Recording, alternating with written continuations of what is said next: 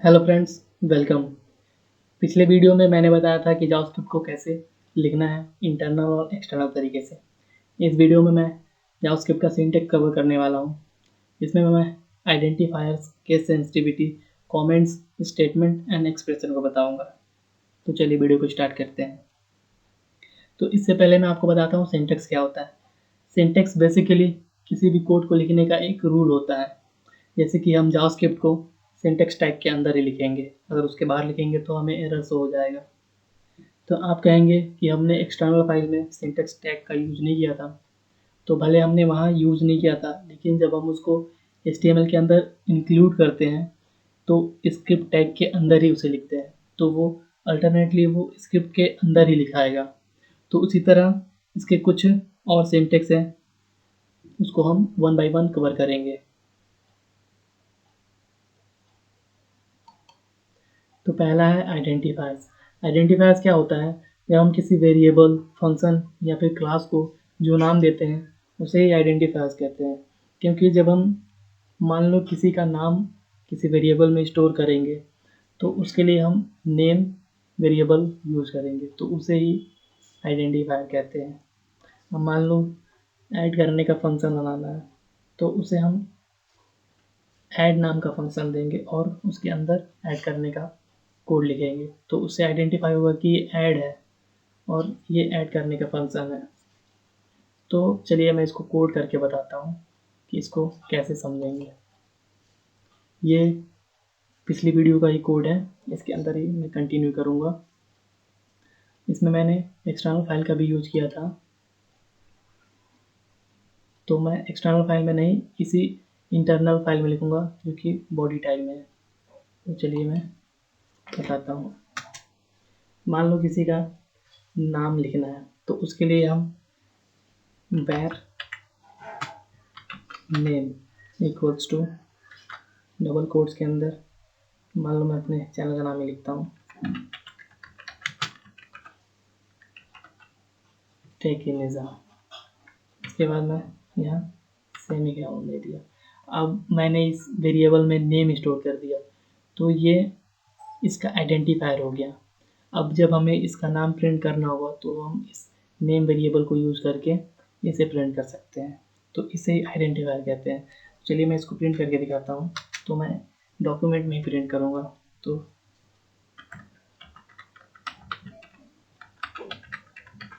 तो मैं document dot right लिख लेता हूँ और इसके अंदर ही नेम को प्रिंट कर लेता हूँ। गाइज, मैं इसको रन करने के लिए एक लाइव सर्वर का यूज़ करूँगा। इसके लिए एक एक्सटेंशन है लाइव सर्वर के नाम से। ये मैंने इंस्टॉल करके रखा है, इसलिए अनइंस्टॉल दिखा रहा है। ये क्या करता है, ये हमारे कोड में कुछ भी चेंजेस होते हैं तो वो पेज ऑटोमेटिक रिफ्रेश हो जाता है।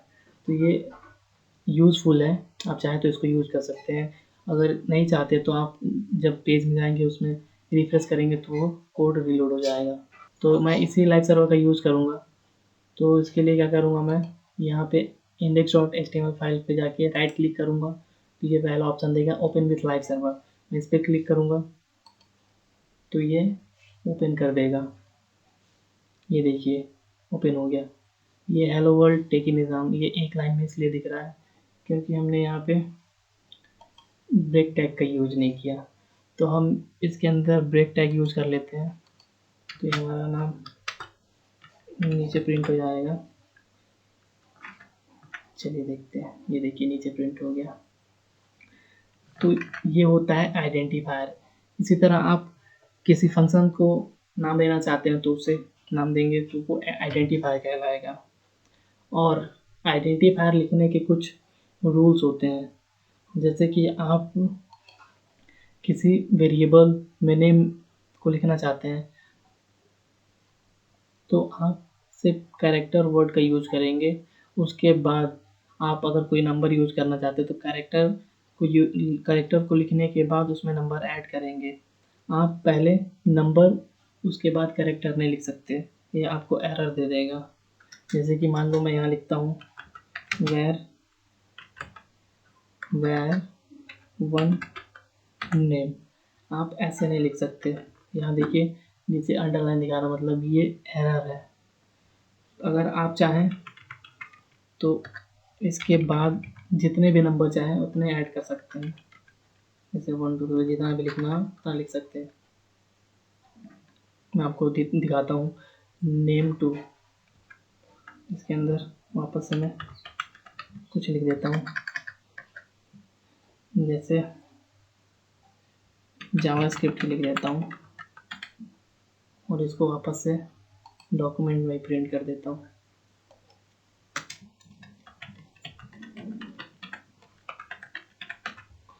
डॉक्यूमेंट डॉट राइट नेम 1, इसको मैं सेव किया, वो पेज ऑटोमेटिक रीलोड हो गया होगा। देखिए जावास्क्रिप्ट हमने फिर यहाँ पे ब्रेक टैग यूज नहीं किया, तो इसके अंदर हम ब्रेक टैग यूज करेंगे। यहाँ पे सेमीकोलन देके तो ये हमारा नीचे हो जाएगा। देखिए इसके अलावा आप चाहें तो वेरिएबल को ऐसे भी लिख सकते हैं, where अंडरस्कोर नेम, ये भी एक वैलिड सिंटेक्स कहलाएगा। इसमें आप कुछ भी प्रिंट कर दें, इसमें मैंने XYZ लिख दिया तो ये भी हमें शो हो जाएगा। इसको भी मैं आपको प्रिंट करके दिखा देता हूँ।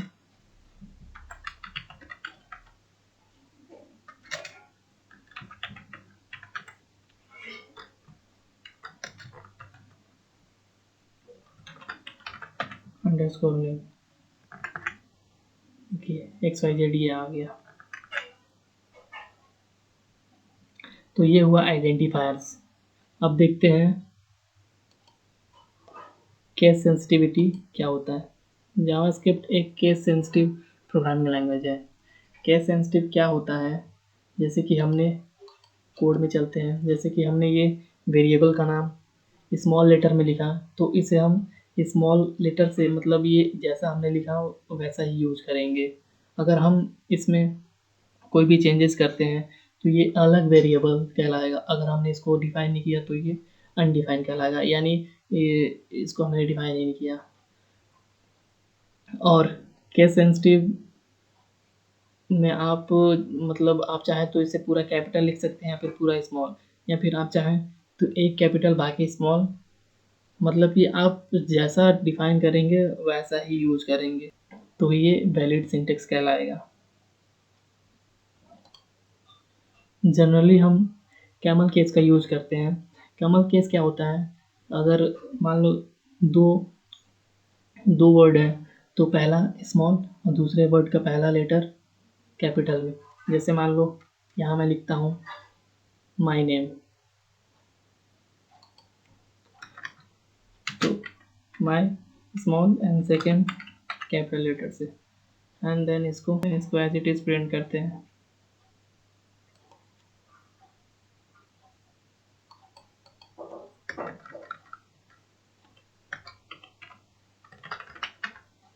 माय नेम, और आप इसका आउटपुट देखते हैं तो ये देखिए इसमें कोई चेंजेस नहीं आया। तो हम जनरली कैमल केस का यूज़ करते हैं और इसे ही कैमल केस कहते हैं। तो आई होप आप समझ गए होंगे कि केस सेंसिटिविटी क्या होता है। अब देखते हैं नेक्स्ट कमेंट्स प्रोग्रामिंग में एक इम्पॉर्टेंट रोल प्ले करता है। कमेंट्स का यूज़ हम अपने कोड को आइडेंटिफाई करने के लिए यूज़ करते हैं। मान लो कि हम अपने कोड में मान लो हमने बहुत मैसी कोड लिखा है और बाद में हम उस कोड को देखेंगे तो डेफिनेटली हमें वो समझ में नहीं आएगा, तो उसके लिए हम कमेंट्स का यूज़ करते हैं। तो मान लो हमने यहाँ पे अपना नेम लिखा है तो इसको समझने के लिए हम कमेंट का यूज़ करते हैं, और उसको हम कैसे लिखते हैं, डबल बैकस्लैश, और मैं यहाँ लिख देता हूँ हेयर इज नेम, मान लो हमने लिख दिया यहाँ पे नाम है, ठीक है। तो कमेंट क्या होता है, कमेंट जावास्क्रिप्ट के साथ रन नहीं होता, इसलिए ये बहुत यूज़फुल है। अब हम बाद में यहाँ पे देखेंगे तो हमें समझ में आ जाएगा कि हाँ यहाँ पे मैंने नाम लिखा है, यहाँ पे कोई कॉम्प्लेक्स कोड है, उसके अंदर कोई लॉजिक है, तो हम वहाँ पे लिख सकते हैं कि हाँ यहाँ पे ये लॉजिक यूज किया है, तो वो हमारे कोड के साथ एग्जीक्यूट नहीं होता। चलिए इसका आउटपुट देखते हैं। देखिए आउटपुट एज इट इज़ है, लेकिन जो हमने कमेंट में लिखा था वो यहाँ प्रिंट नहीं हुआ है। तो है ना यूज़फुल। तो कमेंट लिखने के दो तरीके होते हैं। पहला हुआ एक सिंगल लाइन, अगर आप चाहें तो मल्टीपल लाइन भी लिख सकते हैं। उसके लिए क्या करना होगा, आप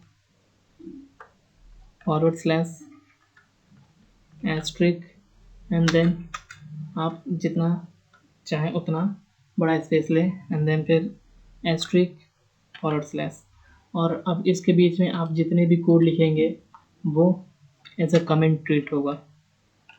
अगर मैंने कुछ भी लिखा ये एज अ कमेंट ट्रीट होगा।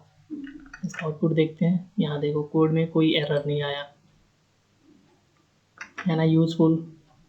तो ये था single line and multiple line comments. अब देखते हैं नेक्स्ट। अब देखते हैं statement. Statement basically set of instruction होता है, उसे ही हम स्टेटमेंट कहते हैं। चलिए इसको मैं कोड में समझाता हूँ स्टेटमेंट क्या है। ये जो हमने इतने सारे कोड लिखे हैं यही स्टेटमेंट कहलाते हैं। ये मैंने डॉक्यूमेंट डॉट राइट, इसके अंदर ये हेलो वर्ड लिखा और इसको सेमीकोलन से टर्मिनेट किया, तो ये एक स्टेटमेंट कहलाया। स्टेटमेंट मतलब सेट ऑफ इंस्ट्रक्शंस। हमने जावास्क्रिप्ट को क्या कहा कि आप डॉक्यूमेंट में हेलो वर्ल्ड प्रिंट करो, तो एक ये स्टेटमेंट हुआ। और प्रोग्रामिंग लैंग्वेज क्या होता है, सेट ऑफ इंस्ट्रक्शंस को फॉलो करता है। मतलब हम जो कोड में लिखते हैं वही हमें आउटपुट देता है। तो ये जितने भी सिंगल लाइन है वो सारे स्टेटमेंट कहलाएंगे, वन बाई वन जितने भी हैं सारे स्टेटमेंट कहलाएंगे। तो इसको समझने के लिए कोई ज़्यादा स्टेटमेंट को आप ऐसे समझ सकते हैं कि कोई हमें इंस्ट्रक्शन दे रहा है और हमें उसे फॉलो करना है। तो प्रोग्रामिंग लैंग्वेज क्या इसी रूल को फॉलो करता है। अब देखते हैं नेक्स्ट हमारा एक्सप्रेशन क्या है, एक यूनिट ऑफ कोड जिसका एक आउटपुट हो उसे हम एक्सप्रेशन कहते हैं। इसको आप ऐसे समझ सकते हैं कि मतलब हमारे पास मल्टीपल लाइंस ऑफ कोड का एक यूनिट है, उसका एक आउटपुट है, तो उसे हम एक्सप्रेशन कहेंगे। मान लो हमने एक ऐड का फंक्शन बनाया, तो चलिए मैं इसको लिख के बताता हूँ। मैं ऐड करने का फंक्शन बनाता हूँ।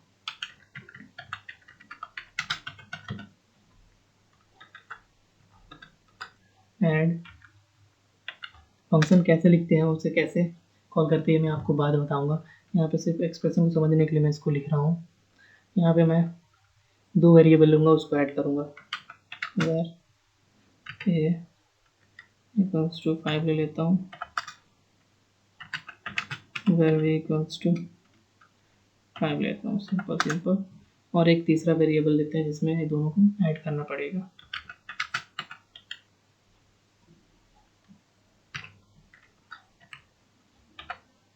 और इसको मैं डॉक्यूमेंट में प्रिंट कर देता हूँ। उसके लिए मैं लिखूँगा डॉक्यूमेंट डॉट राइट।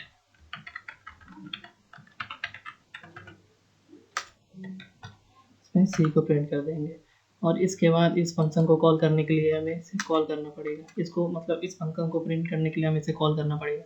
तो हम इसे कॉल करते हैं। चलिए इसका आउटपुट देखते हैं। ये प्रिंट हो गया। अरे ये एक लाइन में दिख रहा है, तो चलिए मैं इसमें कुछ चेंज करता हूँ। यहाँ पे मैं ब्रेक टैग का यूज़ करता हूँ जिससे ये नेक्स्ट लाइन में प्रिंट होगा। तो देखते हैं, ये देखिए 10 प्रिंट हो गया। तो मैं इसको इसलिए लिखा, ये जो फंक्शन है इसके अंदर जितने भी कोड लिखे गए हैं एक ये यूनिट ऑफ कोड कहलाया। तो इसके अंदर हम ऐड का फंक्शन लिखा और हमने ऐड किया। इस तरह मल्टीप्लाई, डिवाइड। तो एक्सप्रेशन का मतलब ये है कि मल्टीपल लाइंस को आप किसी ब्लॉक के अंदर लिखते हैं, उसके अंदर आप एडिशन, सब्सट्रैक्शन, मल्टीप्लिकेशन, डिवाइड कुछ भी टास्क परफॉर्म कर सकते हैं। तो ये यूनिट ऑफ कोड को ही हम एक एक्सप्रेशन कहते हैं, जिसमें मल्टीपल लाइंस होते हैं और वो किसी एक ब्लॉक ऑफ एरिया के अंदर होता है। तो आई होप गाइज आपको ये टॉपिक समझ में आया होगा। मिलते हैं नेक्स्ट वीडियो में, तब तक के लिए गुड बाय, टेक केयर।